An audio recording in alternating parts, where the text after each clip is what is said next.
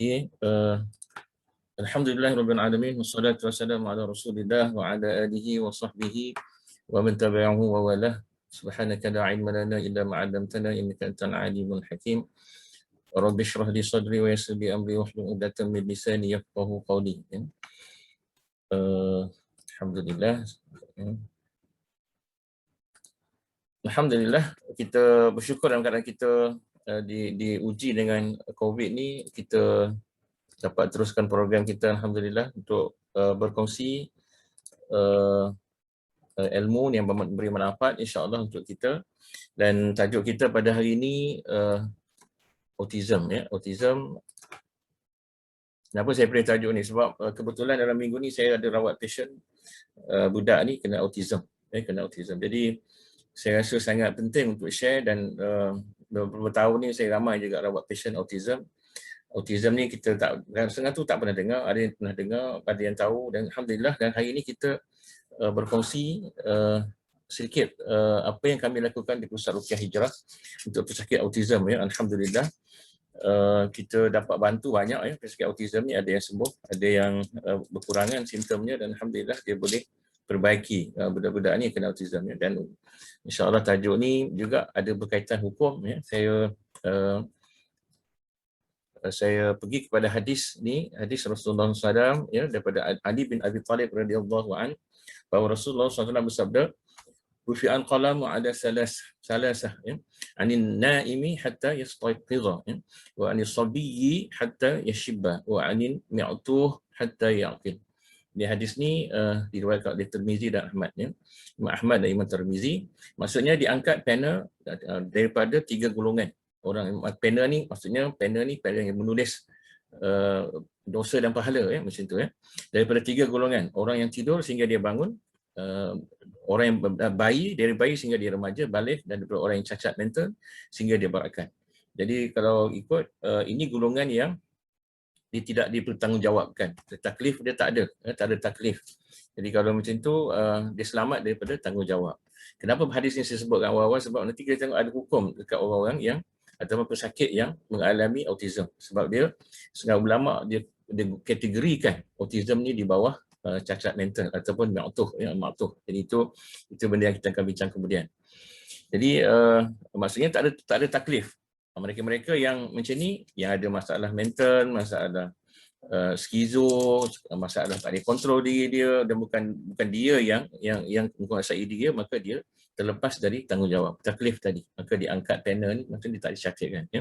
Juga begitu juga orang yang tidur ya, orang yang tidur sehingga dia bangun, baby sehingga dia balik. Orang balik baru kita nampak, kita akan dapat start ambil tanggungjawab ya, tanggungjawab atau taklif yang Allah turunkan kepada kita, tapi yang kita kena buat lah, tanggungjawab yang kita buat ya, kena buat. Jadi autism ni kalau kita belajar dekat medical, kita belajar autism ni belajar di bawah bidang posting di bawah bidang psikiatri ya, ataupun sakit jiwa. Jadi kalau ikut definisi yang DBP bagi adalah gangguan mental yang mula muncul pada peringkat kanak-kanak yang menyebabkan seseorang berkelakuan tidak normal dan suka berkomunikasi dengan masyarakat. Ini autism ya. Jadi kita tengok autism ni biasanya pada kanak-kanak, nanti kita bincang insya-Allah. Tapi ada juga kes yang saya jumpa sampai dewasa, sampai umur 20-an ya, maksudnya ada juga autism yang masih ada, tapi dia beberapa kategori autism lah, Asperger syndrome contohnya. Di dalam bahasa Arab dia dikenali sebagai at-tawahhud atau az-zatawiyah. Jadi perkataan autism ini berasal daripada perkataan autismus ya. Autismus dalam bahasa Jerman, dan ditimbulkan idea ni daripada seorang pakar psikiatri Jerman nama dia Paul Lohler ya, pada tahun 1912.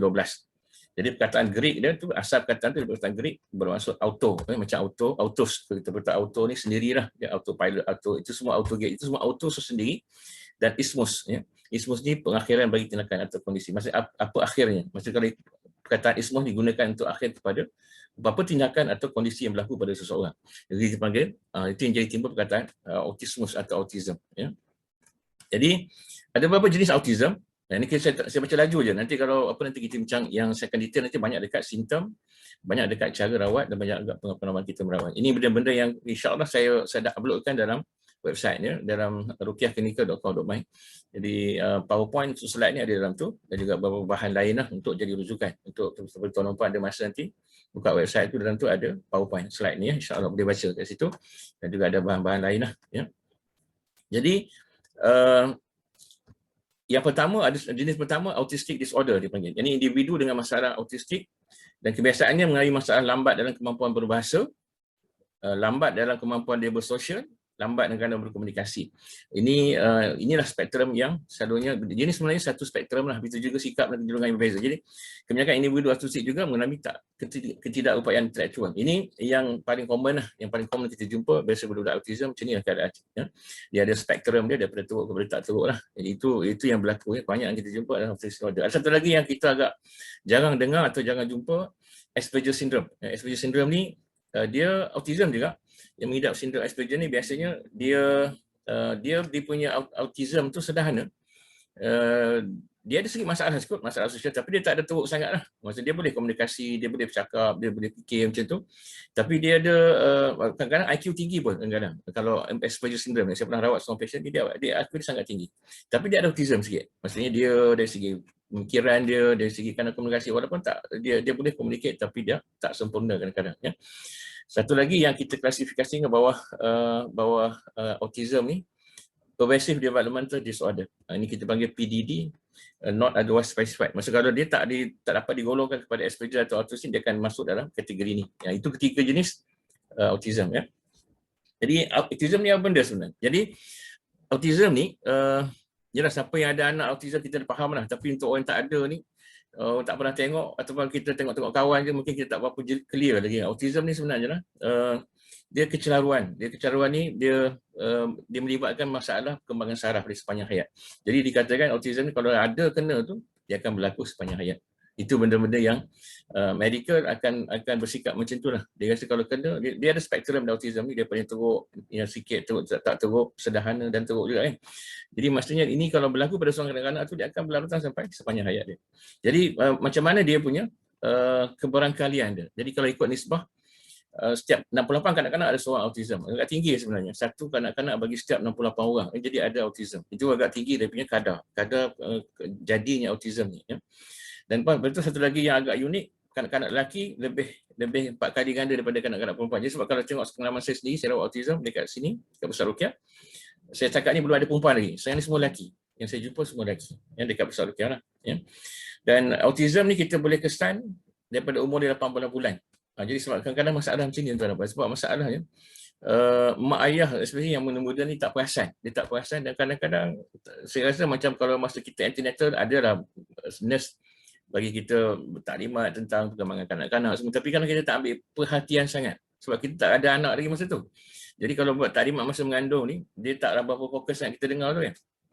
Tapi sebenarnya, dia penting. Bila disebutkan perkembangan kanak-kanak ni, kalau masa ibu mengandung pergi taklimat tu, dia akan memberikan kita kefahaman. Autism ni, kalau dia ada persoalan anak tu, kita tengok nanti perkembangan ni tak sama macam yang normal tu. Nanti kita tengok ada masalah perkembangan anak ni tadi. Ya, jadi itu yang biasa berlaku lah. Jadi kalau kita kadang kita tak perasan ibu-ibu muda ni yang bawa anak sulung, anak pertama kan. Jadi dia tak perasan anak ni tentang delayed speech, dia lambat bercakap, dia tak fokus, dia tak berapa nampak aktif, tapi dia tak berapa ikut cakap kita. Itu benar kita tak perasan. Kita rasa macam normal. Anak dia aktif, tapi dia tak fokus. Kadang-kadang dia buat kerja hari je. Tapi kadang-kadang setengah orang dia rasa macam anak ni betul, normal. Tapi kalau kita ada pengalaman, kita tahu benda ni tak berapa normal dan dia perlu dipeksa dan dirawat, insya-Allah. Itu benda-benda yang penting. Jadi dia boleh berlaku, kita dah boleh detect daripada umur dia 18 bulan kalau ikut sepatutnya. Dan mungkin boleh awal daripada tu kan. Dia mungkin awal daripada tu.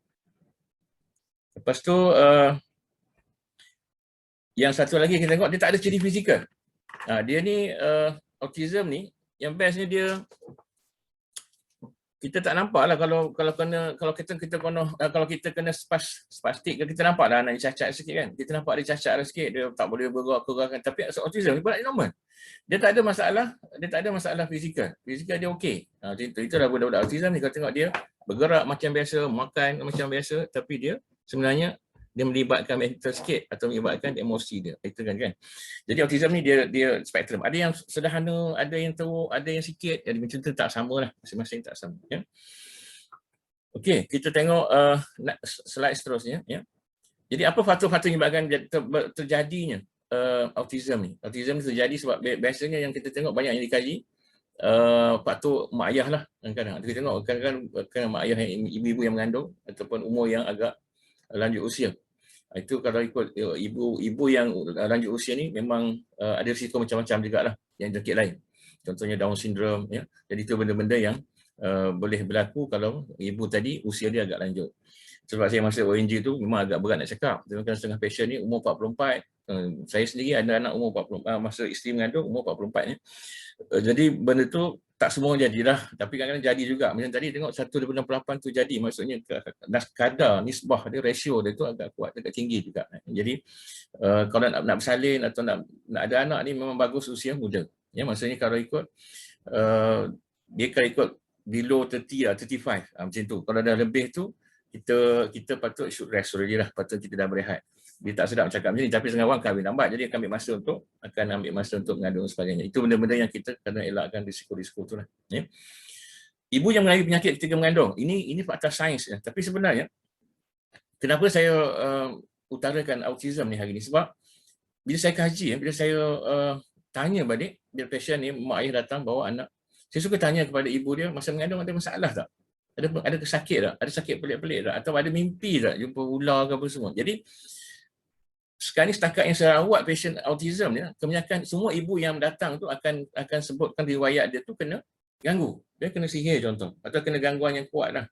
Masa tu dia kena rasuk, setengah tu yang kena mimpi jumpa ular dalam mimpi sebagainya. Itu benda-benda yang nak mencirikan ada gangguan tu masa mengandung. Dia ada kesan sebab kita tengok kan anak-anak yang mengandung, ibu anak-anak dalam kandungan ni, dia memang akan guna share darah ibu. Ya, dia akan lalu ikut tali pusat darah ibu ni lah yang akan supply macam-macam dekat baby dalam kandungan melalui uri tadi dan lalu ikut tali pusat masuk ke baby. Jadi dan kita tahu dah jin syaitan ni dia boleh masuk ikut darah. Itu darah tu laluan dia lah, dia akan masuk ke baby juga. Jadi bagi saya tak pelik kalau ibu-ibu mengandung ni kena ganggu, dan anak juga akan terganggu masa mengandung. Jadi itu sebab saya sampaikan satu peringkat sekarang ni, saya memang menggalakkan pasien yang ada gangguan mengandung, saya suruh dia buat antenatal juga untuk ruqyah. Bukan antenatal check up klinik biasa tu buat juga. Dan saya minta dia datang untuk ruqyah. Macam-macam masalah boleh berlaku yang saya dah jumpa sekarang, macam autism atau satu sebab lah menyebabkan saya galakkan dia untuk datang untuk ruqyah masa mengandung. Nah, setengah tu saya memang bagi jadual sebulan sekali. Siapa yang teruk lagi tu mungkin 2 minggu sekali tengok keadaan gangguan dia. Ada gangguan yang teruk, ada gangguan yang tak teruk. Dan alhamdulillah setakat ni pasien yang bersalin daripada antenatal yang saya buat ni, ruqyah antenatal saya panggil, sebab saya memang galakkan dia datang masa mengandung, dan kebanyakan baby tu selamat alhamdulillah, tak ada masalah sangat. Itu yang syukur lah, saya rasa itu kena buat sebab agak sedih bila tengok kalau dapat anak autism, maksudnya dan dia ada masalah gangguan masa mengandung dan tak ada buat apa-apa. Itu yang saya sekarang ni menggalakkan, kalau ibu mengandung dia ada gangguan, saya tahu dia ada gangguan dan dia mengandung, lepas tu saya akan nasihatkan dia untuk datang untuk ruqyah secara berkala sebagai antenatal preparation untuk anak tadi kan, insya-Allah. Yang ketiga, kelahiran tak cukup bulan. Ini risiko juga untuk anak ni boleh dapat autism. Itu berat yang terlalu rendah ketika kelahiran, maksudnya underweight baby. Dan di sini kalau biasanya kalau kita pergi follow up antenatal, doktor akan scan paling kurang sekali dan tengok keadaan baby. Kalau katakan underweight tu, memang kita akan usaha untuk bantu dia untuk naikkan balik baby ni punya berat dalam kandungan tu. Kadang-kadang kita risau takut ada apa-apa complication kan. Yang kelima, proses bersalin yang sukar. Ada juga yang terjadi macam tu. Sebab bersalin tu agak payah, mungkin pakai forceps ke, mungkin pakai vacuum, kita tak pasti. Tapi ada kes yang macam tu. Ini ikut kajian perubatan ya. Lepas tu atau baby kurang oksigen semasa proses kelahiran. Ini benda-benda yang, sebab saya kalau hospital dulu, kami mengambil sikap kalau baby distress je, kita akan operation lah. Kita akan seizure sebab tak nak baby kurang oksigen masa dalam proses bersalin ni. Proses yang walaupun pendek, tapi dia punya laluan tu sangat-sangat mencabar untuk keluar tu. Dan banyak macam cabaran. Dia akan efek kepada baby, efek kepada ibu yang bersalin. Jadi kita kena fikir banyak benda lah bila kalau bersalin macam tu kan. Jadi saya suka mengurangkan, kalau kita kurangkan risiko dia kan. Kalau kata dah tak boleh baby distress, nampak macam dia akan jadi masalah, kita memang akan suruh ikut seizure lah. Kita akan buat operation ya. Okay. Ibu yang terdedah kepada toksin, racun serangga semua. Ini benda-benda yang sebab masa mengandung ni kena jaga. Ya. Nampak semua apa yang dikaji ni semua berkaitan dengan ibu masa mengandung. Sebab dia akan bagi efek masa itulah. Dan dia bukan genetik sangat, nampak? Dia tak sebut pasal genetik sangat. Tapi nak katakan, semua ni berlaku adalah efek masa kita mengandung. So, kena jaga masa mengandung. Ya, pasal anak-anak kita siapa yang mengandung, untuk pastikan. Dia orang elakkan diri daripada macam ni, toksin, ni keluar sangat pergi kawasan-kawasan kilang, berasap, semua itu benda-benda yang bahaya. Pencemaran udara, logam berat, ya, ni. Merkuri, kadmium, timah, ini semua benda-benda yang beri kesan kepada kandungan. Ya. Okay, next. Jadi apa simptom dia? Ini simptom ni yang kadang-kadang kita nak kena aware. Kalau saya tengok anak kita ke cucu kita sebagainya, benda-benda ni, anak saudara sebagainya, kita tengok kalau ada simptom ni, might as well nak kena pergi jumpa doktor untuk sahkan. Itu benda-benda penting nak kena tahu simptom autism. Ya. Jadi apakah dia simptom dia? Yang pertama ni dalam kategori kekurangan perkembangan bahasa. Jadi kalau ikut bahasa dia, percakapan dia kurang. Dari segi apa? Dia tak bercakap. Atau perkembangan percakapan yang sangat lambat. Nanti saya akan tunjukkan slide, sepatutnya berapa bulan dia dah boleh start mula bercakap. Itu benda-benda yang kena orang tak perasan. Jadi benda ni penting. Ya. Kalau tengok dia tak bercakap dekat 3 tahun, kan pelik, dia kan tak bercakap langsung. Ma pun tak ada. Ini berlaku pada seorang pasien saya yang saya akan cerita depan ni. Dia dah 3 tahun. Anak dia ni tak bercakap. Dan Alhamdulillah dia dirujuk oleh isteri saya, cuba cek, dan Alhamdulillah kita dapat detect rupanya dia memang ada gangguan, dan bila dia ruqyah tu alhamdulillah dia boleh bercakap dengan cepat lepas tu, dan dia memang ada autism pun, dia tahu autism. Ya. Jadi itu benda penting, dia lambat bercakap. Nanti saya tengok akan tunjukkan jadual dia. Kita akan tengok slide kemudian ni akan ada jadual tunjuk perkembangan budak ni untuk baik kita ulang balik supaya kita faham ada kenapa. Kalau tak ikut jadual ni maka dia lambat. Itu penting tu, kita mesti ada apa perkara yang menyebabkan kata dia lambat, sebab dia tak follow normal development process untuk budak-budak. Ya, okey. Dia tak bercakap ataupun dia lambat cakap. Ya. Dan memang budak autism macam tu. Kadang-kadang walaupun dia dah 7 tahun, saya ada pasien baru ni dalam minggu ni, saya 7 tahun. Dia boleh bercakap. Tapi dia memang tak nak bercakap sangat, dia diam. Itu komunikasi, nanti kita bincang komunikasi. Itu benda-benda macam itulah. Dia bercakap pun agak lambat juga mula. Ya. Okay. Atau yang kedua, dia menunjukkan percakapan yang luar biasa. Dia bunyi pelik. Jadi kalau kita tengok lah, siapa yang biasa buat perawatan, kita tahu kadang-kadang bunyi itu macam bukan dia. Datang daripada mana, dia bunyi-bunyi itu yang pelik. Atau mengulangi ayat-ayat yang sama berulang-ulang. Ataupun guna bahasa yang lain. Setengah tu dia baca cakap bahasa lain. Logat asing macam saya sebut tu, next. Ya. Kemudian dia mungkin asalnya mungkin boleh, lama-lama dia tak boleh cakap. Dia diam. Dia seorang diam. Bukan bisu tak, tapi dia tak nak bercakap. Dia memang tak berapa bercakap sangat. Ya. Ataupun cara cakap macam kita hafal. Atau macam baca skrip. Dia tak ada tone, tak ada intonasi, tak ada. Dia cakap straight, dia baca straight, macam tu dia tak ada intonasi. Ya. Atau cakap seperti kartun atau dalam bahasa, ataupun cakap bahasa asing, ataupun cakap tak ikut umur dia. Katakan umur dia dah 20 tahun cakap macam baby. Itu saya pernah jumpa kes macam ni. Ya, ada juga macam tu. Jadi dia tak normal, tapi setengah-setengah kita tengok mak ayah dia rasa macam dia tak perasan. Saya ada kes ni, saya rasa dia miss lah. Mak ayah dia miss. Dia dah 23 tahun tapi dia cakap macam baby, tapi dia tak buat apa pun sebenarnya. Dia hanya pergi hantar ke hospital pun tak buat apa. Akhirnya duduk rumah temankan mak dia, perempuan dia ni. Tapi saya nak katakan inilah gangguan-gangguan yang wujud. Maksudnya dia bercakap macam baby. Masa first time saya terkejut dengar dia cakap umur 23 dah, anak dara tapi cakap macam budak 5 tahun. Itu benda-benda yang kena tengok. Kita kena pastikan. Kalau ada gangguan macam kita ada masalah macam ni, bawa pergi jumpa doktor atau bawa kita jumpa kita untuk diruqyah, ke check insya-Allah. Dia tak bagi respon. Kan kita panggil nama dia tak pandang. Itu benda-benda yang berlaku. Kadang-kadang kita tengok kita cakap panggil dia nama dia tak pandang pun. Tengah buat kerja khusyuk, buat kerja kita panggil pun dia kadang bukan tak dengar tapi dia tak respon. Macam orang kena ganggu betul lah. Kalau tengok sini simptom macam kena ganggu. Tapi tu saya rasa sangat bersyukur bila saya dapat bantu ni, saya rasa macam benda ni nak kena share. Dan perawat pun kena ambil perhatian. Benda ni nak kena ada cara, teknik untuk mudah untuk rawat autism ni. Sebenarnya kita boleh bantu. Dan alhamdulillah cuma kita ni tak promote lah. Jadi Ruqyah Hijrah ni bukan style promote kat orang, kita boleh rawat autism. Cuma saya nak beritahu benda ni boleh dirawat. Maksud kalau kita jangan putus ikhtiar. Kalau kita tengok, kalau ikut dekat Malaysia ni, yang antara orang terkenal yang ada anak autism, Khairi Jamaluddin, Menteri Sains, anak dia autism. Anak autism. Dan kalau kita follow, tengok dia punya berita-berita news untuk YouTube, dia memang ada anak autism dan memang dia ikut modern punya treatment lah. Tapi kita taklah kata, pergilah Ruqyah. Saya jadi bukan macam tu. Kalau kita doa insya-Allah supaya Allah bagi jalan kesembuhan dan dia dapat jalan kesembuhan tu lah insya-Allah. Ya. Lepas tu dia tak respon ya. Dan dia tak boleh nak komunikasi macam biasalah. Dia kalau cakap pun dia sangat concentration span dia tu, fokus tu sangat sekejap. Mungkin saat je kot, tak tahu, wallahu alam, mungkin sangat sekejap lah, ya, sangat sekejap. Ini concentration span gitu, ya. Itu yang berlaku pada budak autism. Dari segi bahasa, ya, dari segi komunikasi bahasa lah, ya. Kita tengok next slide. Dari kemahiran sosial. Jadi ini yang kalau kita tengok budak autism yang saya jumpa kes yang 3 tahun tu, di situ dia lambat nak tiru pergerakan orang dewasa. Ya. Pergerakan ni maksudnya apa tindakan orang dewasa ni dia lambat ikut lah. Itu kan, kadang-kadang tu dia contoh.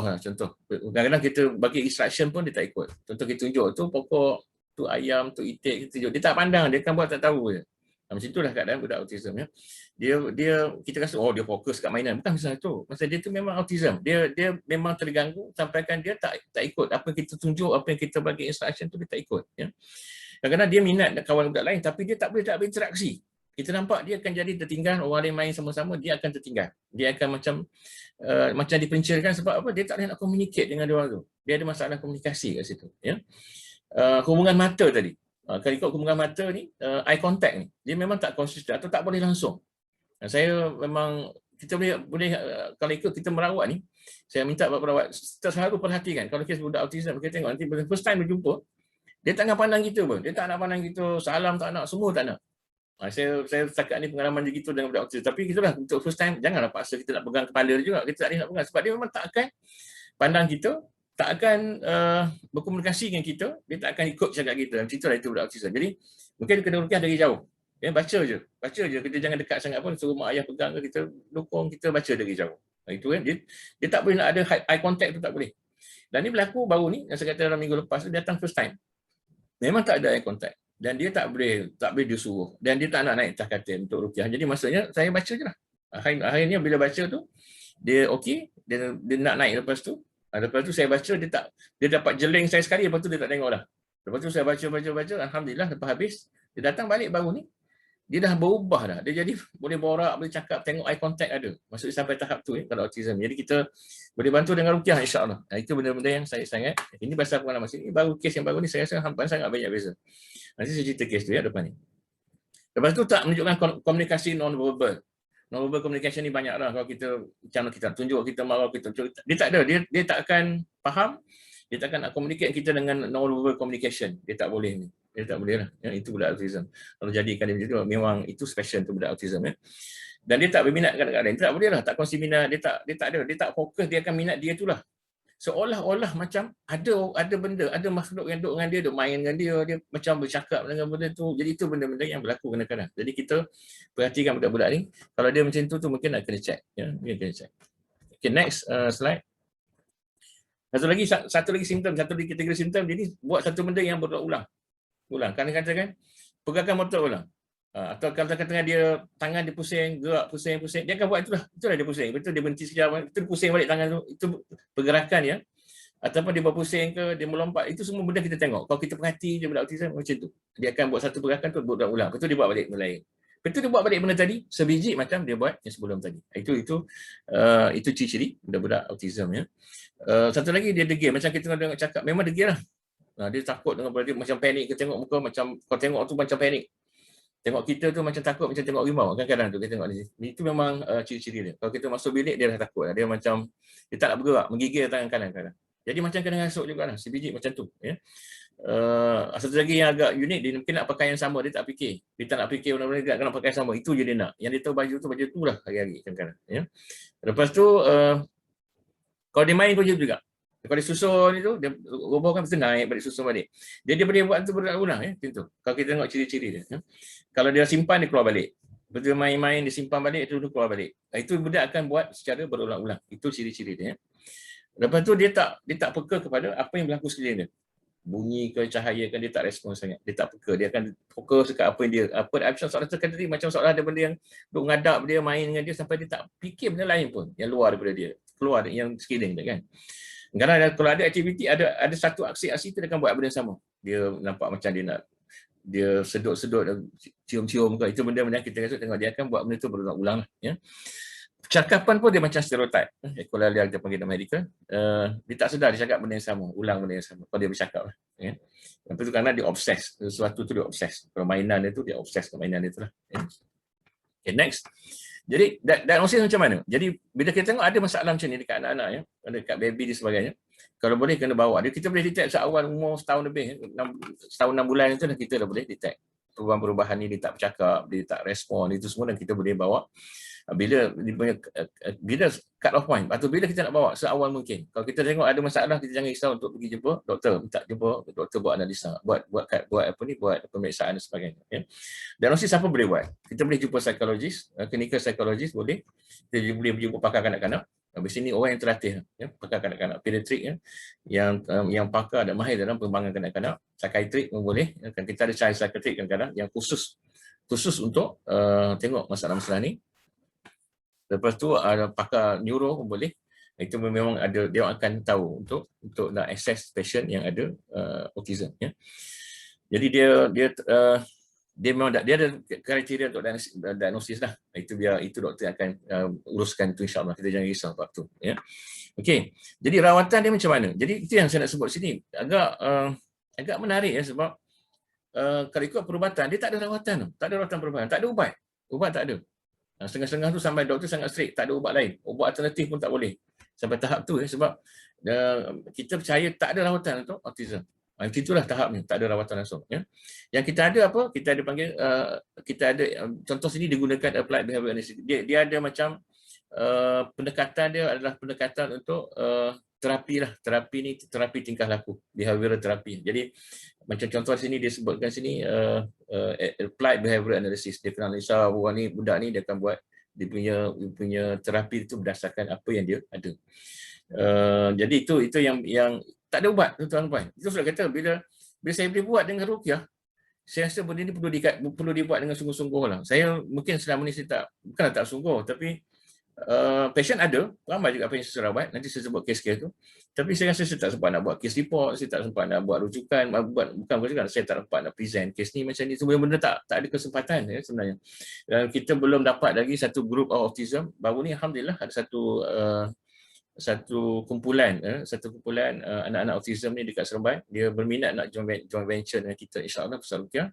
So kita akan bantu mungkin dari segi nak ruqyah dia, rawat dia, juga kita bantu dari segi benda lain, sebab kumpulan ni dia memang ajar anak-anak autism ni Quran, alhamdulillah. Dia dah buat ni lama, bertahun-tahun juga, tapi nak kata kan mungkin kita boleh perbaiki lagi dengan ruqyah. Kalau kita dapat ruqyah, budak ni improve lagi, dan mungkin sembuh daripada dia pun mungkin hilang dengan autism tu, dan insya-Allah mungkin dia kesan tu lagi baik lah macam tu. Harapannya gitu, dan kita akan work out nanti insya-Allah dalam masa-masa lepas COVID ni. Kita akan cuba, sebab sangat potensial untuk kita bantu autism, sebab ni dah ada rumah yang mengajar ngaji budak-budak autism ya di Rasa Kemayan. Alhamdulillah, jadi kita akan work out benda tu, dan kita harap ni jadi contoh yang baik lah untuk pesakit-pesakit autism ya. Dan agak ramai tu kalau kita tengok satu di sebelah 68 orang ada seorang budak autism, agak tinggi tu sebenarnya. Dan dia dah mungkin dalam kategori setengah tu macam normal, dia boleh survive macam biasa, tapi dia ada ciri-ciri autism tu ada dan perlu dibuang. Dan yang paling kita bimbang kok ada gangguan. Itu yang kita tak boleh nak tengok secara mata kasar tu nak tengok gangguan ni, tapi ciri-ciri tu macam yang kita tengok bila patient kena ganggu dengan sihir, dengan jin sebagainya. Itu yang kita sangat menarik lah. Dan sebenarnya tuan-tuan dan puan-puan, Ibnu Qayyim Al-Jauziyah rahimahullah, dia dalam kitab dia Zadul Ma'ad, dia pernah sebut benda yang sama. Dia kata penyakit-penyakit mental yang berkaitan dengan emosi ni sebenarnya rawatan dia memang dengan rawatan Islam, dengan Quran sebenarnya. Sebab itu yang Allah sebut Quran ni huda wa syifa. Jadi saya rasa tercabar untuk bantu penyakit macam ni lah. Tapi kita akan berbalas sikit lah dengan psikiatris, dengan secara psikologis. Walaupun sekarang ni kita tengok ada setengah universiti yang fakulti Islam contohnya buat kajian tentang Quran dan budak-budak special ni, autism sebagainya. Kajian tu ada. Memang ada jurnal-jurnal yang sebut pasal kajian-kajian ni. Cuma saya tak dapat nak tunjuk sini, tapi satu kajian tu yang kita buat memang dengan bantu dengan Quran, itu ada dekat UKM sebagainya contoh, yang minat sangat pasal kajian tentang autism ni dengan Quran ni. Jadi benda-benda itu kita harap menjadi titik tolak benda yang baik lah untuk penyakit autism yang tak ada rawatan. Yang ada ni terapi tingkah laku, behavioral terapi. Itu benda-benda yang kita rasa macam kita boleh perbaiki, insya-Allah ya, kalau harap dia boleh bantu budak autism ni. Sebab sayang kan, kita tak tahu mungkin berapa ramai lagi autism, sebab kalau ikut 68, kalau budak-budak ni tuan-tuan ya, kalau ikutkan kita, kalau budak-budak lah yang lahir setiap tahun dekat Malaysia, kita ada 500,000 orang ya. Saya dulu masa ONG Dan kita tahu ikut kalau budak darjah 1 500,000 orang, darjah 2 depan bukan 500,000 ikut kadar kelahiran kat Malaysia lah, ya. Setiap tahun kita ada 500,000 orang budak lahir. Kalau 1/688 ramai tuan-tuan. Ya. 1/688. Setiap katakan siap 100 sudah ada seorang autism. Itu berapa ribu tu yang ada autism. Dan mungkin autism jenis biasa yang tak kuat, yang tak masalah, yang masalah juga. Tapi kita rasa macam masya-Allah agak tinggi tu yang kita bimbang. Dia rasa kita perlu bantu dengan cara macam ni. Dan kita minta ibu ayah, mak ayah jangan give up untuk rawat anak-anak autism ni. Special dia ni Allah jadikan. Sebab kita kalau dengar, saya sangat terkesan kalau dengar IKIM tu bila dia ulangkan doa daripada anak autism tu, dia buat hari, dia ada hari autism sedunia kan. Bila dengar dia doa tu kita baca pun kita sayu. Jadi sebab dia orang ni dia bukan dia orang nak, bukan dia orang pilih untuk jadi autism. Tapi nak katakan Allah pilih untuk jadi autism ni dengan faktor-faktor tadilah, gangguan semua. Itu yang saya rasa dia bermula rawatan ni, saya rasa dia kena bermula daripada awal lagi, daripada mengandung tu lagi, atau sebelum mengandung lagi. Maksudnya sebelum mengandung lagi, sekarang ni saya sampaikan, kalau patient nak pergi, anak lambat dapat, contohnya dia lambat, delay lah, dia lambat dapat anak, contoh, dia pergi untuk IVF lah, IUI. Saya kata, tolonglah kata, kalau ada gangguan ni, buang gangguan ni dulu. Sebabnya, saya sangat pasti, kalau ada gangguan ni, banyak benda akan jadi fail. Buatlah IUI 10 kali ke, dia akan fail sebab, kalau kena sihir contohnya, ini banyak bersama-sama muda, dia kena diuji Allah dengan sihir sebab masalah-masalah perkahwinan dan sebagainya. Dan kita tengok, saya kata jangan bazir duit, rukiah dulu sampai sihat, baru kita pergi proses-proses tu. IVF lagi mahal. Jadi nak kata kan, benda-benda tu perlukan kita bebas daripada gangguan. Kalau tak nanti satu, dia menyusahkan kita nak dapat mengandung tu susah, satu isu. Dia jadi infertility ni susah. Masa kalau kena sihir, memang infertile kadang-kadang. Sebab kalau kita tengok jin-jin yang bercakap, dia kata, aku dah makan telur dia. Kita perempuan ni kalau ikut telur nak keluar ni, satu sekitaran haid tu, sekitaran cycle haid tu, dia memang telur satu, kadang tu nak dapat 2-3 payah kan, mungkin ada 2 sekiri kanan, tapi nak kata kan dah sikit telur tu dah kena makan pula dekat jin, satu lagi sperm pun kena makan. Jadi nampak benda tu, kalau ada sihir perlu dibentras dari awal ya. Kalau ada gangguan macam tu, kita kena rawat sampai sihat dan kita pergi, dan kita tak bazir duit. Bayar ribu-ribu kadang untuk proses ni. Jadi kita tengok, saya kata akan jadi fail. Banyak saya jumpa pasangan yang macam tu. Saya kata rawat insya-Allah, jangan risau sampai masa Allah kata nak bagi, akan bagi surat, akan bagi insya-Allah.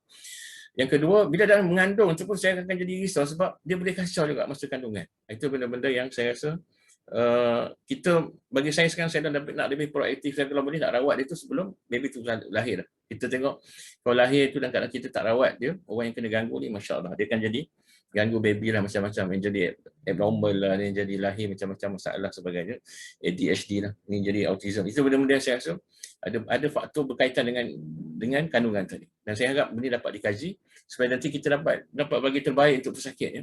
Kalau ikut rate macam tu lah, satu setiap 68 orang atau satu setiap 100 lah kita bagi buruk-buruk memang ramai yang autism sebenarnya. Dan yang kita tak boleh nak kata semua orang pun sebenarnya. Dan kita tengok orang semua sibuk dan kita tak nak hantar anak pergi untuk program psikoterapi behavioral therapy pun kita tengok akan jadi masalah. Tak cukup tenaga. Kita tak cukup orang. NGO macam-macam pun mesti tak cukup untuk cover semua. Jadi banyak anak autism akhirnya terbiak ya. Itu benda macam tu lah. Jadi kalau boleh kita, ini salah satu lagi kaedah rawatan yang kita panggil hard waktu screen. Waktu screen ni waktu dia bersama dengan anak. Mak ayah kena spend masa. Kita tengok, bila saya baca Khairi punya tu, tengok dia sini bagi spend masa dengan anak dia. Anak dia yang autism ni, dengan wife dia, bagi masa dengan anak. Jadi kita tengok, dia tengok umur lah. Kalau lagi besar, lagi banyak masa kita kena bagi. Dan dia kata screen sebab sekarang ni banyak gadget dan kita boleh guna gadget ni untuk bantu anak-anak autism ni untuk cope dengan apa yang menjadi masalah dia tu. InsyaAllah. Ya. Lepas tu, next slide. Saya nak cerita sikit pasal perkembangan anak-anak. Ini penting untuk tuan dan puan. Mungkin siapa yang saya dah menopause, doktor tak ada anak, betul. Tapi mungkin besok cucu ke, kan? Anak-anak saudara sebagainya, anak buah sebagainya. Ini benda macam ni, penting untuk kita aware sikit lah. Nak ingat semua tak penting, tak perlulah ingat semua macam doktor, tak payah. At least kita tahu benda-benda ni akan diganggu. Kalau ada delay macam ni, nak kena bantu pesakit ni, rawat dia atau hantar dia pergi jumpa doktor supaya buat assessment. So, dia buat kita boleh nilai kat anak macam mana, kena budak ni kan. Dan ingat ni ikut umur baby. Kita tengok kalau 4 bulan dia dah boleh pandang tepat tuan-tuan. Kalau 4 bulan. Mama tak perasan. Dia boleh, dan dia boleh senyum dengan orang. Kalau dia tengok benda kalau kita agah dia akan senyum. Itu baby ya. Sebab saya pun baru dapat cucu baru ni. Jadi nak katakan bulan 12 dapat cucu. Jadi kita tengok perkembangan dia tu. Dia agak normal alhamdulillah, tapi dia senyum tengok orang. Atau dia boleh buat bunyi bising-bising sikit mulut dia. Okey, 6 bulan dia dah boleh panggil Pak Emma sepatutnya. Dah boleh nama, dia panggil Pak Emma. boleh buat bunyi sikit dan dia boleh start dah boleh. Bertukar posisi daripada terlentangnya dia dah boleh start, dah boleh menyerak. Itu benda-benda yang kita tengok. Kalau lambat sangat itu ada masalah, ya. Saya tahu ramai orang tak perasan. Saya baru ni seorang patient bawa baby, cucu dia. Saya tahu cucu ni delay sikit, tapi kita tak nak komen lah. Tapi saya nak kata takkan delay sebab 9 bulan dia masih tak boleh pusing. Dah 9 bulan dia tak boleh nak angkat badan untuk pusing tu, untuk merangkak tak boleh. Itu benda-benda yang kita tengok, ya. Dan ada setengah bunyi dah boleh respon. Ada yang dah panggil Pak Emma, tapi kalau cepat sangat tu macam pelik jugalah. Tapi 9 ke 1 bulan, setahun tu okey jugalah. Tapi bukanlah panggil nama kan, dia boleh start dia bunyi sikit-sikit, ya. 9 bulan, dia dah boleh faham kata tak boleh bagi, tak boleh bagi. Itu dia dah faham. Dan kalau kita kata tak boleh, dia dah boleh faham sikit 9 bulan, ya. Dia dah boleh tunjuk dengan jari. Ini benda-benda yang ini agak normal, ya. Ini yang paling normal. Tapi kalau katakan terlambat sikit, okey. Dia tak kata tak normal sangat. Kalau terlambat sebulan dua tu, okey. Ya, tapi dah lama sangat sampai berbulan-bulan, dah setahun, itu agak jadi pelik. Ya, boleh guna jari untuk tunjuk. Dia boleh panggil mak, empa, baba tu dah boleh. Dia boleh duduk untuk tanpa sokongan. Maksudnya kalau dia boleh duduk tanpa sokongan tu, ini normal lah. Ya, jadi kalau dia tak boleh duduk lagi, dah 9 bulan tu nak kena bantu dia. Dudukkan dia, itu benda nak kena buat. Dia tak boleh nak biar je macam situ, ya. Kita mungkin boleh bantu dia untuk duduk, ya. Umur setahun dia dah boleh geleng kepala. Dia boleh main cak-cak lah. Kita dah boleh main cak-cak tu dah boleh dah, ya. Dah boleh lambai. Dia boleh cakap 1, 2, 3 perkataan. Dia boleh berjalan dengan bantuan. Dari setengah tu dah boleh jalan pun 12 bulan. Jadi tengoklah mak ayah yang rajin, duk ajar nak berjalan ni, 12 bulan mungkin dah boleh berjalan. Ya? Dan kalau jalan jatuh tu dah boleh dah. Ya? Lepas tu 18 bulan. Ni dah banyak. 18 bulan dah cukup banyak dah, 10, 25 perkataan, ya. Dia boleh express muka, dia dah boleh tiru bunyi, dia boleh cakap, ya. 24 bulan boleh cakap penuh, ayat penuh, ya. Dah boleh ikut arahan. Dah boleh tiru dah orang dewasa. Sebab kalau tengok budak-budak ni sebenarnya dah boleh, daripada kecil dah boleh train tuan dan puan. Kalau tuan dan puan jadi anak tuan-puan hafiz Quran, saya rasa banyak sirah tunjuk, banyak riwayat sahabat, riwayat tabi'in. Mereka ni dah start baca Quran, umur dah 24 bulan ni, dah mula dah start di exposekan Quran, boleh baca sikit-sikit kan. Sebab dia dah boleh cakap penuh dah. Kita boleh ajar lisan dengan dia supaya dapat lisan baca Quran, lisan Arab sebagainya. Itu benda-benda yang kita boleh train, ya. Kalau kita dah ajar macam tu lah. Tapi nak kata dia boleh buat seawal 2 tahun, ya. Dan lepas tu kita dah boleh menghafal. Imam Syafi'i hafal Quran umur 5 tahun. Sampai tahap tu kita dah 5 tahun dia Imam Syafi'i dah hafal Quran. Jadi itu kita boleh buat lah. Itu manusia yang boleh, kita boleh buat benda tu kalau kita aturkan dengan baik, insya-Allah.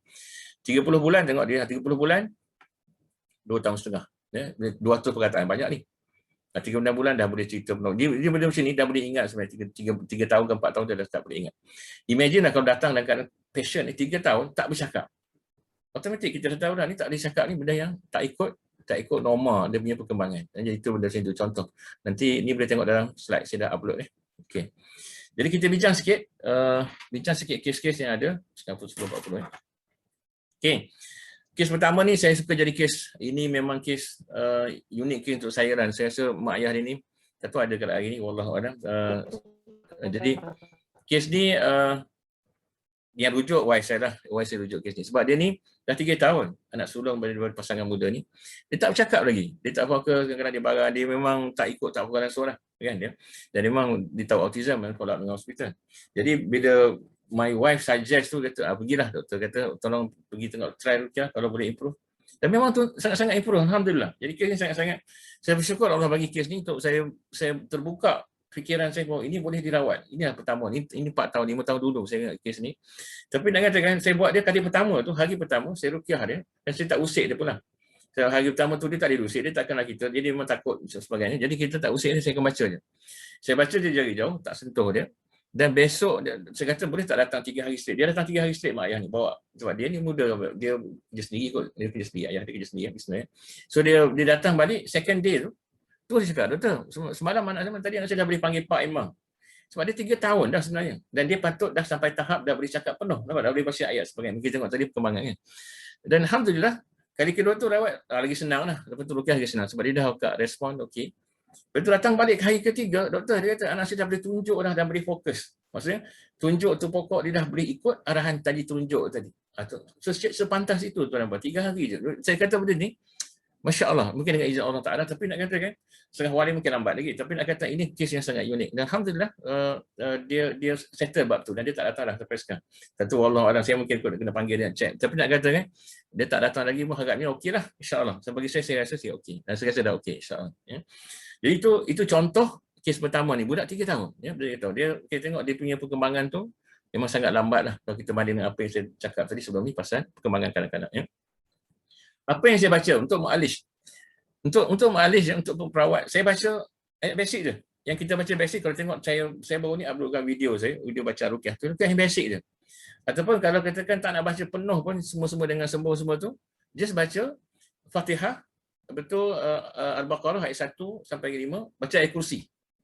Baca ayat kursi, lepas tu baca ayat yang sihir tu, Al-A'raf, Yunus, Taha tu. Lepas tu terus baca ayat untuk sembuh. Yang sembuh lepas tu ayat tutup. An-Namfal dengan Yasin tutup. Cukup. Sekali pun cukup. Tak payah sebab kita nak pegang tak boleh budak ni. Budak macam ni tak boleh pegang. Dan kita kena baca sekali dan kita doa minta pada Allah, ya Allah, hilangkan gangguan. Itu yang berlaku pada budak ni. Ya, budak ni. Lepas tu datang second day tu, senang sikit dah boleh baca macam biasa. Dan saya baca ayat ringkas, ya, ruqyah ringkas untuk kes macam ni. Dia tak perlulah sangat baca panjang macam saya baca kita panjang untuk kes sihir yang lain tu, ya, insya-Allah. Untuk kes kedua ni kes yang saya tengah rawat sekarang. Saya suruh ambil kes ni sebab dia ada beza umur, 7 tahun. Jadi anak sulung, 3 beradik kan, agak beza sikit lah. Macam tadi dia anak sulung sendiri pun tak ada yang lain kan. Jadi masa ni dia boleh cakap, dia pergi sekolah juga, sekolah special, tapi nak kata kan, dia tak fokus.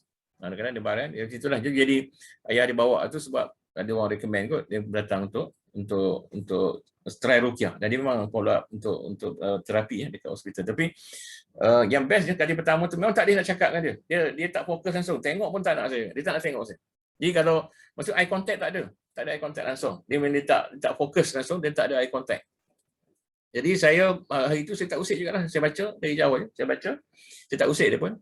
Saya usik sikit. Saya kata tapi dia tak nak tengok saya. Saya usik, saya ingat itu saya usik. Tapi dia tak nak tengok saya, muka saya. Langsung tak nak tengok. Dia jeling sekejap, habis tu dia tak nak tengok lah. Kan, macam tu kan. Lepas tu saya baca dia, terus saya sembuh. Macam kita baca ayat ringkas juga, ringkas. Saya sembuh dia. Lepas tu, dalam minggu ni datang sekali lagi.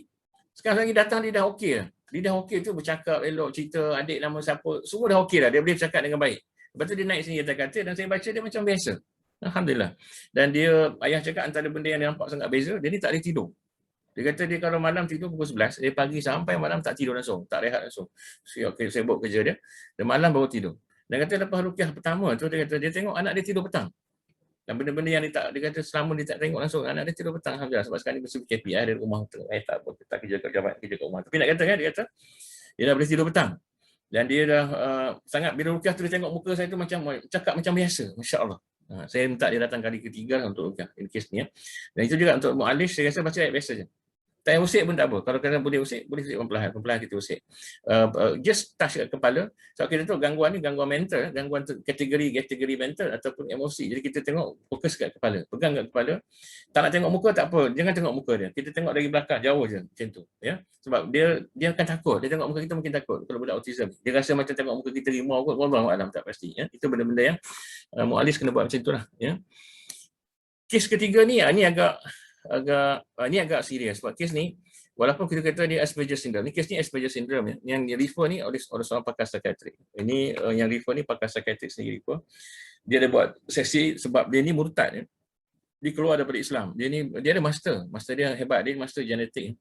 Dan memang dia yang jadi menyedihkan tu mak dia kata dia murtad. Dia tak percaya langsung daripada habis genetik tu, dia habis master tu. Dia langsung tak percaya Allah Ta'ala, tak percaya Quran. Semua tak percaya. Dia tak semayang langsung. Dah 3 bulan masa jumpa saya, dah 3 bulan tak semayang. Jadi, pakar ni dah buat dua sesi tak silap saya, rawatan dengan dia, tak boleh berubah. Dan akhirnya refer kat saya untuk ruqyah. Ya. Dan saya habiskan sesi rawatan 4 kali. Ya. Dia duduk dulu Kelang, Selangor sana. Dia duduk jauh, berulang. Jadi saya buat dia 4 sesi rawatan dengan ruqyah panjang. Dan Alhamdulillah dia kembali pada Islam. Dia berubah lepas pagi. Tapi masa ruqyah tu, saya ingat, sangat jelas kepala dia panas. Panas sangat kepala dia. Jadi gangguan tu kuat. Itu saya duk syak. Saya mungkin nak kena perlu kajian teliti. Takut ada gangguan juga untuk orang autism ni. Dia diganggu oleh gangguan ni, makhluk halus. Wallahu a'lam. Tapi saya rasa macam bila kita rasa panas tu, dia luar biasa panas. Tak macam kita rasa dengan demam tu, tapi bila kita pegang kepala rasa panas. Jadi siapa yang rawat kita faham ni. Jadi dan itu kena ruqyah panjang. Dan saya Alhamdulillah lepas, dan dia tak mengamuk-ngamuk pun, dia bukan jenis mengamuk, dan Alhamdulillah. Tapi dia ni cakap semua bagus. IQ sangat tinggi, bila dia cakap tu Masya Allah. Saya pun kalah, dia cakap dalam bahasa Inggeris yang sangat fluent. Dan dia cerita pasal jin ni, pasal genetik ni, Masya Allah. Dia sangat hebat ilmu dia. Jadi, tapi masalahnya dia murtad sebab dia tak percaya dah. Dia kata kita ni manusia daripada daripada asal daripada ikan, itu daripada monyet, itu semua apa yang dia Darwin itu semua dipakai sebagai benda yang betul untuk dia. Itu akhirnya dia lepas kali keempat tu dia mak dia kata alhamdulillah dah solat dah solat, dan saya galakkan untuk saya cakap kat mak dia hantar dia ni untuk aktiviti-aktiviti yang boleh fokus dia kepada bantu. Contohnya pergi join NGO ke buat kerja-kerja amal. So nanti dia boleh dia dekat dengan benda-benda macam tu. Allah lindung dia daripada gangguan. Ini satu lagi benda ya. Jadi saya rasa macam benda ni pengalaman untuk dapat rawat kes macam ni ya. Alhamdulillah. Okay, next. Apa yang saya dapat rumuskan daripada kes-kes ni, saya tengok satu, sebenarnya ruqyah boleh merawat ya. Kalau doktor kata tak ada ubat, tak ada boleh rawatan yang boleh, saya rasa ruqyah boleh. InsyaAllah ni benda kita akan saya akan kumpulkan maklumat ni. Saya ada passion ni, senarai passion semua ada, saya akan guna. Ada satu passion saya ingat dulu, dia dah form 4 lah, form 5 sorry. Tahun tu kebetulan nak ambil SPM. Ayah dia bawa jemput saya masa tu awal tahun. Saya kata kita usahalah insya-Allah. Dapat 2-3 kali rawatan, alhamdulillah dia berubah. Dia jadi bahagian. Dia tak nak belajar, itu isu-isu dah yang ayah dia bawa tu sebab dia tak nak belajar. Dia duduk Kuala Lumpur. Dan saya ingat lepas 3 kali ke bawa, alhamdulillah betul kurang, dia tak datang dah. Dan kita harap dia okeylah lepas tu kan. Itu jadi masalah dekat Ustaz Ruqyah ni, kita tak dapat nak cari passion dia balik kalau dia sihat. Ramai jumpa saya lepas 2-3 tahun, doktor anak saya dah sihat dah. Kita pun tak tahu sebab tak ada follow up. Dan insya-Allah tuan-tuan dan puan, saya sangat berhajat untuk kumpulkan data ni sebenarnya. Dan saya mungkin akan buat pertandingan menulis ke, cerita pendek, kisah benar ke, esei ke tentang pesakit. Maksudnya kes benar tu nanti kita akan minta dia orang masukkan tuliskan sebagai catatan benar untuk pesakit-pesakit yang pernah datang ruqyah. Jadi kita akan mungkin bagi hadiah kepada pemenang cerpen atau cerita pendek ataupun esei yang baik insya-Allah kan. Jadi saya akan announce lah ini pertandingan. Passion dah ramai, saya rasa dekat 6,000 orang. Jadi kita tak dapat nak bila passion tak datang tu maksudnya kita tak dapat nak buat apa dah. Kita tak tahu apa yang berlaku dengan passion tu. Yang meninggal tu meninggal lah sebab yang uzur tu meninggal. Tapi yang dah sembuh ni kadang-kadang lepas jumpa tepi jalan, doktor anak saya dah sihat. Bila jumpa last? Dah 3 tahun. Kita pun tak tahu dah 3 tahun anak ni dah sihat, kita tak tahu apa yang berlaku dengan dia orang. Jadi penting masa ni sekali untuk nak kumpulkan. Ini ramai orang pesan kat saya, doktor kumpulkan semua ni sebab benda ni kena jadi bukti kepada medical profession. Dia kalau tak ada bukti ni tak boleh pakai. Kalau sekat sebut je testimoni ni tak jalan. Kita kena present dalam seminar, kena present dekat apa ni, simposium, convention sebagainya, baru dia akan terima. Itu benda-benda yang kena buat jugalah, kena raikan sebab itu tabiat ilmu akhir macam ni, kita nak kena buat macam itu juga ya. Sebab saya dalam proses nak kumpulkan data-data ni insya-Allah ya. Tadi yang kedua, pengetahuan tentang autism atau perkembangan kanak-kanak penting untuk kesan autism pada awal. Saya rasa ramai juga yang tak perasan. Bila anak dah 4-3 tahun tu masih tak perasan. Setengah tu dia tak rasa ni benda penting, dia rasa macam benda biasa je. Anak dia mungkin lembab sikit. Sebab saya nanti kita tengok dalam istilah Islam, kita kategorikan autism ni sebagai lembab. Dia macam lembab lah anak dia. Tapi ada orang tak buat apa langsung. Itu yang agak sedih tu. Kadang-kadang saya rasa anak-anak ni takut ada potensi yang hebat, kita tak tahu sebab dia pergi diganggu. Maka potensi tadi terhalang, potensi tadi tersekat. Jadi kita risau kalau kita miss this opportunity untuk rawat anak-anak ni, maka kita miss lah dia untuk berjaya dalam kehidupan dia. Dan itu benda-benda yang kita rasa kita tak nak terlewat atau tak nak tersilap dalam bab tu. Kadang-kadang kita mungkin sibuk sangat dengan urusan-urusan dunia kita ambil mudah urusan-urusan anak-anak ni. Sedangkan inilah waris-waris kita atau generasi yang akan mewariskan kita. Dan kita akan pergi meninggalkan dunia ni, siapa lagi yang akan bantu kita lepas kita mati melainkan anak-anak yang soleh, anak-anak yang hebat ini insya-Allah. Itu benda-benda yang kita kena ingat. Kita kena bagi fokus dan kena tahu, ambil tahu. Kan cucu ke anak-anak saudara sebagainya, itu benda yang kita kena ambil tahulah, dan supaya nanti kita dapat bantu mereka untuk jadi lebih baik insya-Allah. Lepas tu yang ketiga, survei yang dijalankan juga menunjukkan anak autism ni banyak lahir. Semua setakat saya tanya anak autism yang saya rawat, semuanya kata ada gangguan masa mengandung. Jadi itu yang saya terpaksa buat. Saya juga buat program tu antenatal ruqyah tu sebab saya rasa boleh bantu insya-Allah kurangkan supaya jadi kurang anak ni terjadilah autism tu kalau lepas bersalin nanti. Itu benda-benda yang kita tak tahu, kita minta Allah lindung. Jadi itu benda-benda saya rasa banyak lagi nak buat sebenarnya kalau ikutkan. Kenapa tak boleh offer di dekat, contohlah kita offer volunteer untuk rawat. Kalau kita tahu ada kes-kes contohlah ibu mengandung ni ada masalah gangguan, kena somebody lah buat ni. Saya rasa kena gerakkan dan saya perlu orang akan bantu benda ni. Contoh, kenapa tak boleh buat survey kan ibu mengandung ni, siapa yang ada gangguan? Senang je kalau ikut survey. Saya ada simptom, ada konsep simptom yang bila pasien datang daftar dekat klinik, dekat pusat ruqyah kami ni, kami ada senarai simptom. Senarai simptom sangat efektif untuk tengok dia ni ada gangguan ke tak, ada agak-agak berdasarkan simptom. Dan ada setengah-setengah tu, saya ingat pengalaman dulu Haji Amin dulu masa duduk kaunter kita buat convention tahun 2017 dulu, kita buka kaunter untuk siapa-siapa isi simptom tu kan. Ada yang isi simptom tu respon. Maksudnya tak payah ruqyah pun, tengah isi simptom tu tengah terus menggigil. Jadi itu mungkin boleh guna sebagai survey. Itu antara benda yang saya cadangkan lah. Jadi kalau ikut mu'alif, siapa yang ada ke lapangan tu, yang ada masa untuk buat benda ni, bantu, insyaAllah kita buat. Ya. Kita boleh minta secara official untuk dapatkan respon. Ibu mengandung ni ramai. Saya kata dia 500,000 orang setahun. Yang bersalin ni dekat Malaysia 500,000 orang setahun. Ramai ya. Kalau sebulan berapa ribu, bagi 12. Ya. Kita tengok setiap bulan, setiap hari tu, kalau kat Hostel Seremban masa saya kerja tu, paling kurang 30 orang salin. Dan kita ni semua adalah potensi-potensi untuk campurlah Muslim non-Muslim. Tapi nak itulah gambar-gambaran ni, potensi penyakit kalau kita tak bantu daripada awal. Saya sangat harap sangat dapat dibantu daripada awal, insyaAllah. Sebab kita dapat mengelakkan benda ni, kan? Autism, ADHD, dyslexia, benda-benda yang kita tengok ramai yang kena lah. Wallahualam. Jadi kita pun rasa macam ni lah. Kalau kita ada ilmu ni, kita kena bantulah passion, ya, insyaAllah. Jadi dari segi masalah hukum fiqh, ini yang saya sebutkan sikit sini. Kalau ikut autism ni kita kategori dalam masalah lembam. Tadi atah, ya, atah tadi, maktuh tadi kalau kita tengok tadi, maktuh tadi kita panggil atah, ya. Al-Jurjani mendefinisikan lembam, ya, sebagai kekurangan pada akal yang tidak sama dengan gila atau fikiran yang berkecamuk. Dia berkecamuk lain, tapi atah ni dia kurang pada akal. Dia mungkin tak sama, tak macam gila, tapi dia kurang je. Macam tadi, macam autism lah, dia kurang, dia lambat macam tu, ya. Jumlah fuqaha berpendapat bahawa lembam itu mengangkat hukum taklif tadi. Dia terselamat, dia masuk dalam kategori hadis tadi lah. Yang Allah angkatkan taklif dia daripada dia sebab dia tak boleh fikir dengan tepat, ya, tengah tepat. Tentu dia ada masalah neurologi, ya. Ibnu Abidin kata para ahli usul telah menjelaskan bahawa hukum bagi orang yang maktuh ni macam baby lah, baby yang mumayyiz. Baby ni yang serta berakal tapi kelakuannya terangkat. Sebab dia tadi tak boleh, dia macam baby yang mumayyiz lah, yang berakal tapi baby. Macam tu. Dia kadang-kadang kita tengok dia perangai pun macam baby macam tu. Kita kategorikan gitulah. Untuk passion yang autism, atau budak-budak yang autism. Okey, nanti soalan-soalan nanti kita jawab sikit lepas ni, ya, insya-Allah. Jadi itu yang saya dapat present hari ni. Sekarang masa okey, 11. Ada soalan yang ni.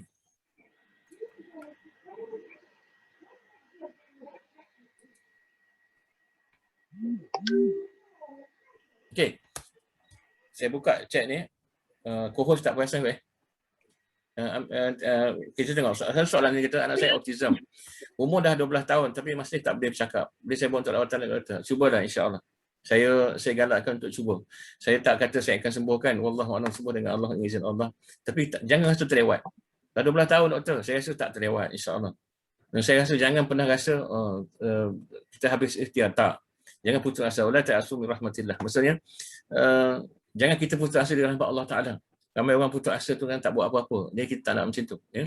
Jadi kita kalau boleh usahakan untuk rawatan, ya. Saya pengalaman bab putus asa ni, saya tak nampak cakap lah. Saya sendiri ada mengalami benda yang sama dengan anak saya. Bukan autism lah. Anak saya nampak kan indigo, macam indigo ni. Dan saya rasa kalau saya tak usaha dulu, wallahualam nak jadi apa. Sebab dia pun tak boleh nak sekolah, tak boleh. Dia kena ganggu sampai tahap macam tu. Dan alhamdulillah baru ni tuan-tuan, saya sangat bersyukur lah. Saya announce sebab saya nak bagi dia jadi ingatan saya sampai video buat sampai sebab dia saya belajar ruqyah. Kalau tak ada anak saya nombor 4 ni kat atas ni, saya rasa saya tak belajar ruqyah kot. Tapi sebab dia tadi nak bantu dia hilangkan dia punya nampak-nampak tu tadi, hijab dia terbuka tadi, saya belajar ruqyah, alhamdulillah. Dan baru ni dia dapat result tahmidi dia second best student dekat tahmidi dia, fakulti syariah undang-undang di Kusim. Dia pointer dia 3.9 first semester, 3.9 second semester, dia dapat second best student. Oh, cuma tahu. Saya kata masya-Allah, kalau ikut kan dia ni dulu tak ada sekolah pun, tak sekolah proper pun nak katakan. Sekolah rendah tu tak proper sangat, menengah pun tak ada sekolah sangat, akhirnya hantar ke Mesir sangat. Jadi kahwin usia muda, saya rasa masya-Allah. Tapi jangan give up. Walaupun anak tu 12 tahun, jangan rasa lewat. Insya-Allah datang untuk rawatan, ya. Jadi buat appointment nanti kalau nak buat appointment call Puan Lela, Puan Lela di ni PA saya 0194568134, ya. Puan Lela. Lepas tu nanti kalau siapa nak website tu, yang tu lah, ada Ruqyah Klinikal, ada dekat slide akhir ni. Itu website untuk Ruqyah. Saya cuba upload lah mana yang boleh, kerana nak update selalu pun tak sempat, ya. Tapi itu update yang boleh update lah, ya. Apa soalan lagi? Okey.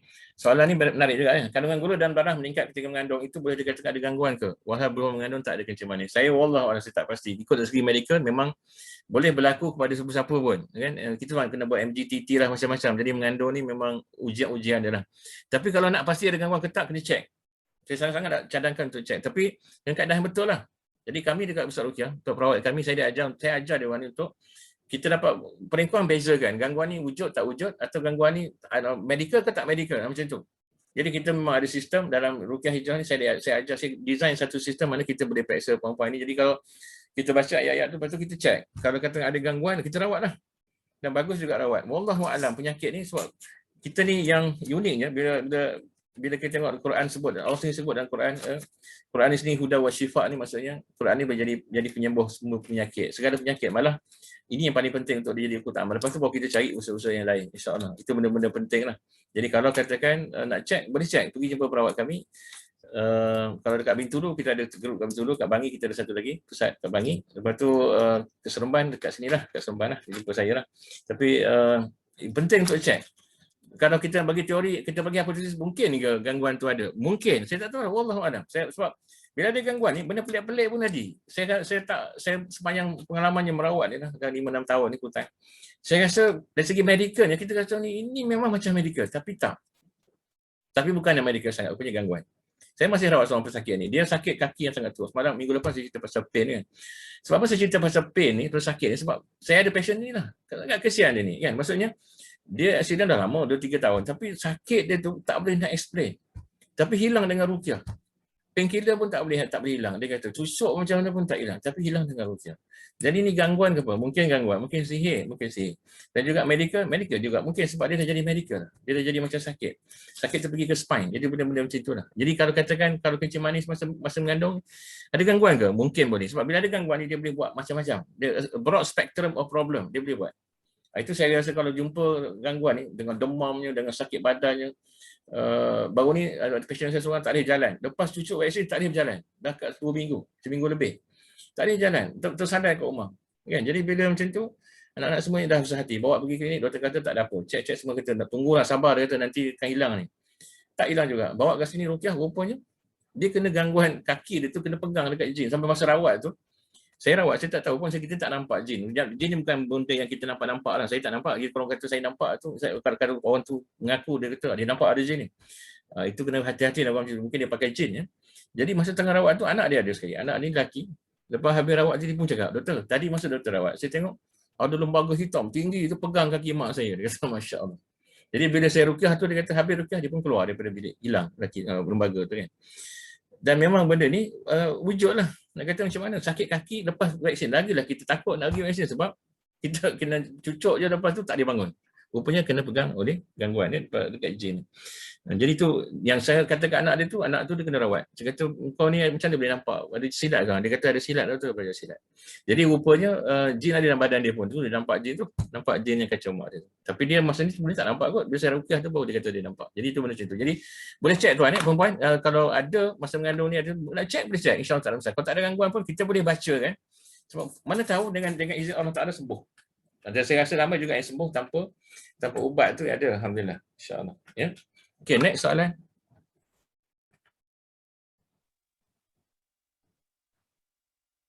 Masa PKP berjumpa doktor, saya duduk Subang Jaya. Kami dah mula buat rawatan minggu lepas lagi. Minggu ni lah kita dah mula rawatan. Tapi kena ada surat lah. Sebab sekarang cross border masih tak boleh lagi. Jadi kami akan buat appointment. Surat tu untuk panggil untuk temu janji lah. Dan surat ni boleh guna untuk minta mohon kat balai atau setengah kawasan tak payah tak pergi balai pun.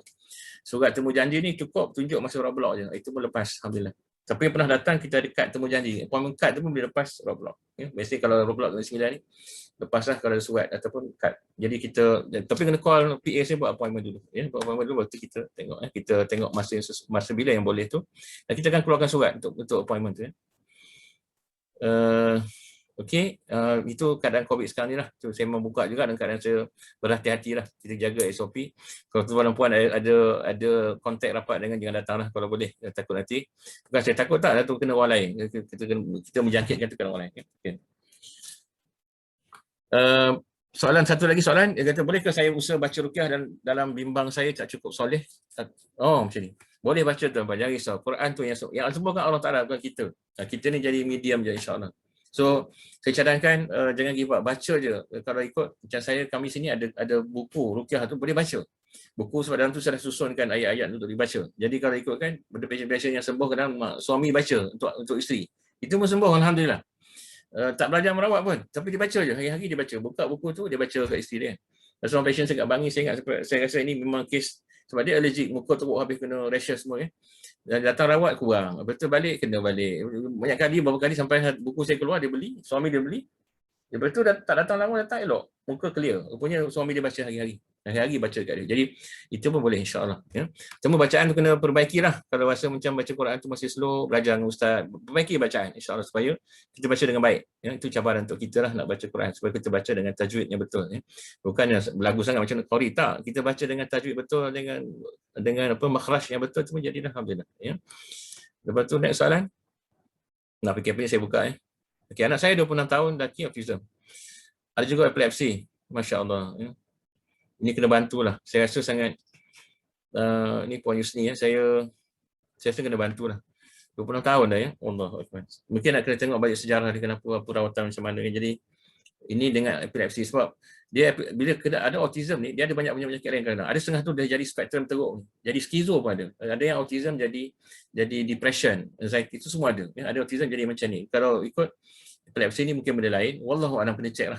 Ya, seperti kalau katakan dah pergi hospital semua, ubat epilepsi mestinya ada. Ya, biasanya ubat epilepsi ada. Saya rasa kalau hospital takkan tak bagi ubat epilepsi. Ya, epilepsi ni ada ubat dia. Dan cubalah ruqyah insya-Allah. Kita cuba bantu dengan ruqyah. Mana tahu wallahu a'lam dengan izin Allah. Ya. Menarik soalan ini. Ini 26 tahun ya. Dan saya rasa kita usahakan insya-Allah. Walaupun dari segi development dia dah macam dah matang, bukan matang, dia dah memang susah nak ubah kalau ikut apa yang berlaku tu, tapi saya rasa kita boleh usaha lagi. Dia tak rasa lambat sangat insya-Allah. Ya. Wallahu alam. Kita cuba buat appointment datang insya-Allah ya.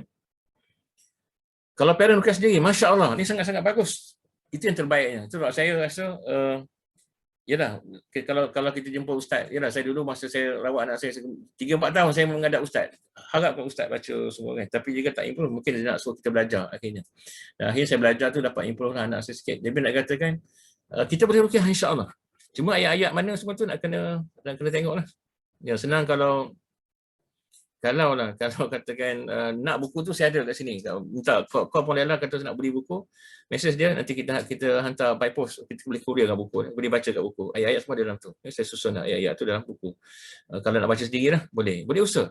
Cuma mungkin perlu sikit kalau ikut kemahiran macam kami diajar untuk, saya ajar anak mualif yang saya ajar untuk kita boleh periksa, boleh tahu agak-agak macam mana. Cerita yang agak beza. Tapi baca tak ada masalah, boleh baca. Cuma kalau ada kesempatan, buat sekali jumpa sekali, datang untuk rawatan sekali, lepas tu buat sendiri, boleh, tak ada masalah. Ya? Kalau dapat buat appointment sekali, datang dan kita lepas tu buat rawat sendiri lah, tak ada masalah. Kalau ustazah lagi bagus. Ini ada ustazah ni, kalau kata boleh baca sendiri, masya-Allah. Tapi saya minta kena faham teknik itulah. Kalau dapat teknik tu dengan baik, insya-Allah kita boleh buat sendiri lepas tu. Ya. Ini terima kasih Kak Sanamia. Okey, insya-Allah. Anak yang hyperaktif, dia ada satu lagi kategori ADHD ya. Ini jenis yang memang aktif lah, hyperaktif ni. Tapi saya rasa itu pun boleh ruqyah, alhamdulillah. Saya ada ramai juga ADHD ni yang kita boleh ruqyah. Jadi dia tak termasuk autism itu lain sikit. Dia tak ciri-ciri itu kadang boleh asingkan, hyperaktif dengan autism ada beza sikit. Ya, nanti kita itu boleh dirawat, dengan ruqyah boleh, insya-Allah. Ubat biasa dia bagi ubat-ubat tu lah, ubat untuk tenang sebagainya tu lah. Tapi nak katakan bagusnya ruqyah juga yang tu ya. Assalam, anak saya Mak Nuri ya. Anak saya lahir diagnos sebagai Down syndrome. Tapi semakin maju cerita dapat dia ambil dia taklah suka berkomunikasi, okey, tak nak bersekolah, dapat anak saya pernah didapati mata tak dihijab. Sekarang susah untuk diajar, dinasihat, suka dengan muzik, tak mau lagi ikut solat, kenapa dia diganggu. Ini kena cek lah. Saya rasa bagus lah untuk ruqyah ni, kes macam ni. Sebab dia nampak spektrum tu daripada sindrom, Down syndrome. Lepas tu dia ada autism sekarang, lepas tu dia akan jadi masalah macam-macam lah, berkait-kait. Dan nak kata datang mana dulu? Gangguan dulu ke atau ni dulu? Mungkin juga ni dulu, masalah medikal ni dulu. Dia dapat Down syndrome dulu, lepas tu datang masalah gangguan lain. Itu mungkin sebab bagi saya jin syaitan ni kalau ikut dia sangat dia ni opportunist. Dia orang ni sangat memang makhluk yang opportunist. Akan cuba kacau kita semaksimum mungkin akan kacau sebab dia tahu itu kerja dia, itu SOP dia. Itu janji dia. Iblis janji dengan Allah Taala dia akan sesatkan manusia sampai kiamat. Itu dia tak akan tinggal kerja tu. Itu kerja hakiki dia. Jadi kerja tengok keadaan kalau anak kita dan keadaan macam tu, mungkin gangguan tu boleh datang lah. Boleh datang. Dan saya rasa memang kena rukyah macam ni. Ya. Sangat, bila kita nak solat sekarang, itu benda-benda yang nampak perubahan tu daripada makin turun. Saya sangat cadangkan untuk rukyah yang ni. Ya. Kalau tak sempat datang sini pun apa, cuba cari ustaz-ustaz yang boleh rukyah. Paling kurang boleh baca rukyah dia, Darul Syifa ke sebagainya, siapa yang ada ustaz-ustaz Darussalam, Darul Syifa, ramai yang boleh merawat tu secara rukyah. Walaupun tak sama macam kami, boleh insya-Allah untuk usaha untuk rukyah paling kurang. Lepas tu kalau ada masa boleh datang untuk check. Kita check balik insya-Allah segi medical sebagainya. Wujuddakah lagi sihir zaman moden ni doktor? Masya-Allah. Tuan rasa setuju tak? Dia ramai tak percaya katanya diadakan saja oleh perawat. Apa kita nak kata ya?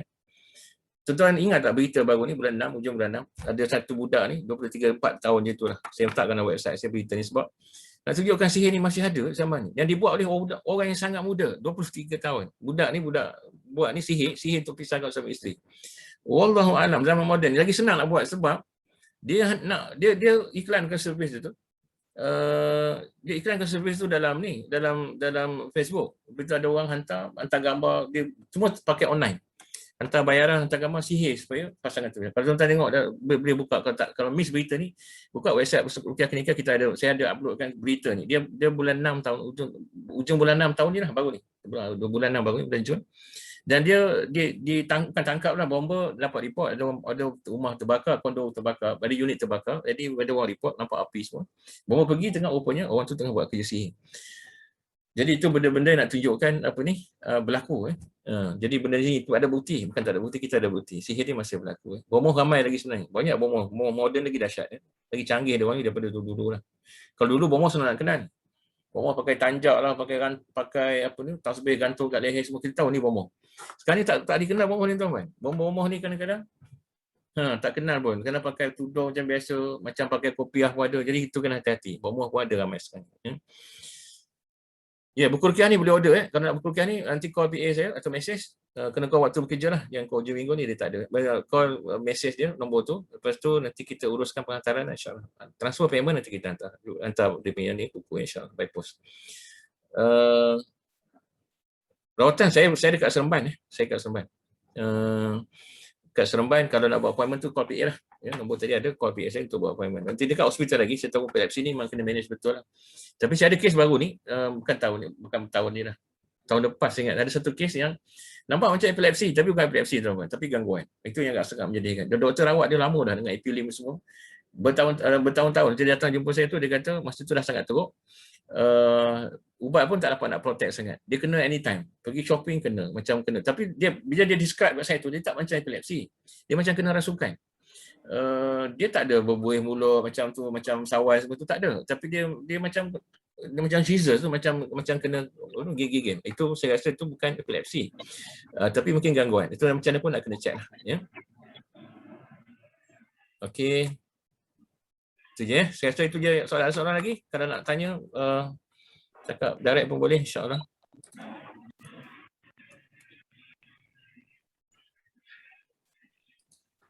Siapa nak cakap direct pun okey, boleh on mic untuk cakap insya-Allah. Saya cuba jawab insya-Allah. Tak ada Alhamdulillah.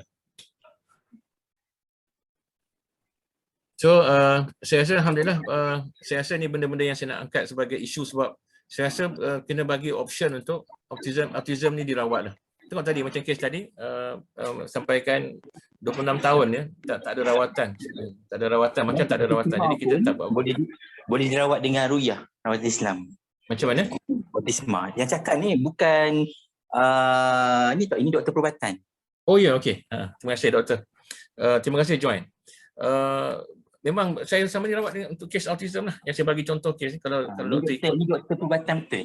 Dia cakap dia pernah rawat kes autisma 26 tahun umur orang tu. Boleh sembuh. Ya, betul. Itu pengalaman kami. Itu betul. Saya sendiri rawat macam tu. Kebanyakan orang tahu ruqyah ni kan tak pesan. Orang yang baca itu ada masalah. Wallah. Mungkin lah. Kan? Mungkin lah. Bacaannya memang sedap tapi dia kena duit. Salah. Betul kalau orang tanya. Dia bukan silap. Betul kalau tanya orang sebenarnya, banyak perawat salah pesakit je belakit. Mungkin pesakit ada salah tapi lebih besar salah perawat. Sebab tak ambil kandungan. Mesti ada benda. So banyak kes yang itu. Ya. Betul. Alhamdulillah. Betul kata memang kalau boleh kena cari perawat yang betul lah. Satu lagi jangan jumpa bomoh. Takut jumpa bomoh takutnya. Allah ada. So kita hati-hati dengan bomoh. Ada soalan lain? Terima kasih join. Assalamualaikum doktor. Assalamualaikum warahmatullahi. Ya, sila. Doktor nak tanya. Ya. Kalau anak-anak ni ada penyakit autism ni, adakah gangguan tu dari mak ayah ke juga macam mana? Ada kemungkinan tak macam tu? Itu yang saya cerita tadi. Biasa cerita tadi, dia ada kemungkinan mak ayah tu atau biasanya mak lah sebab yang mengandung mak kan. Ayah ni dia tak mengandung tapi mak ni yang mengandung anak tadi. Dan memang ada gangguan. Itu sebab saya buat survey untuk pasien saya yang ada autism ni datang untuk rawatan. Saya akan tanya mak saya kata mak ni ada gangguan tak masa mengandung? Dan kebanyakannya ada gangguan masa mengandung. Kalau tengok balik sejarah mengandung dia tu, dia ada gangguan. Dia mimpi ada ular datang dalam tidur dia dan mimpi dia tu kan. Dia mimpi pelik-pelik jatuh bangunan, ada saya jumpa mimpi teruk ada yang sia-sia teruk, ada yang teruk kan. Ada macam tu. Sekejap saya sekejap. Ya. Sekejap, nanti I call you balik, I online. Nanti I tengah ceramah online. Jadi I call you. Okay. So memang masalah tu mungkin start daripada kandungan lagi lah. Dan kata genetik sangat, tak ada orang bukti-bukti sains yang katakan genetik. So dia bukanlah masalah genetik keturunan tu sangat tak. Tapi masalah benda tu diganggu masa dalam kandungan lagi. Ya. Itu yang agak menyedihkan lah. InsyaAllah. Betul lah tu. Memang ada gangguan. Dia macam tu. Saya pengalaman saya sebab saya tanya ke pasien sendiri dan saya buat kajian. Saya tengah mengumpul data-data ni. Dan lepas ni saya akan buat banyak lagi kajian untuk yang autism ni betul-betul lah. Saya akan cuba buat survey di kalangan anak autism ni. Mak dia biasanya ada gangguan masa mengandung. Ya. Jadi kalau ibu ada gangguan, rawat siapa dulu? Juga soalan ni. Kalau ibu ada gangguan, rawat siapa dulu? Dua-dua kena rawat. Nak kata dulu, saya rasa mungkin rawat ibu dulu. Kalau nak rawat ibu dulu. Kalau kata ibu pasti dia ada gangguan, rawat ibu dulu. Kita rawat anak sekali. Dan kita buat dua-dua pun tak apa. Sekali kita buat rawat ibu, terawat anak. Sebab ibu ni kadang-kadang kita tak tahu berpunca daripada asal tu daripada dia. Jadi kalau dapat buang asas dia tu, asalnya tu, mungkin kita bantu mudahkan rawat anak. Itu wallahu a'lam tak pasti. Tapi nak kata pengalaman gitu. Saya kalau ada macam ni, saya akan suruh rawat ibu dulu. Dan anak pun tu datang rawat terus. Kalau boleh buat sekali terus. Dalam sesi yang sama tu buat rawat ibu, rawat anak. Ada banyak kes macam tu. Kadang-kadang tengok sihir tu berlaku. Saya pernah rawat seorang pasien baru ni. Saya rawat anak dia tu. Ibu tengah rawat, ibu dia menjerit. Rupanya ibu ada gangguan kuat. Jadi terpaksa rawat ibu dengan anak sekali. Dan kita tengok macam tu, nak kena rawat, fokuskan rawat ibu jugalah. Ibu nak kena rawat macam tu. Terima kasih ya. Ada soalan lain?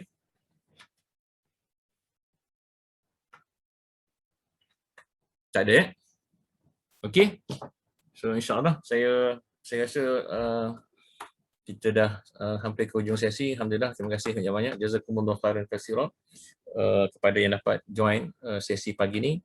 Dalam kesibukan kita tu, muka apa yang kita bincangkan ni jadi pahala barakah untuk kita, insya-Allah, ganjaran Allah SWT yang sangat tinggi untuk mereka yang duduk dalam majlis ilmu. Dan saya rasa ni majlis ilmu lah, walaupun banyak kita bincang pasal Amerika, tapi dia juga ada ilmu yang penting untuk kita, untuk keluarga kita dan untuk anak-anak kita dan sebagainya, insya-Allah ya. Jadi sekali lagi saya mohon maaf atas kelemahan, kekurangan dan sebagainya.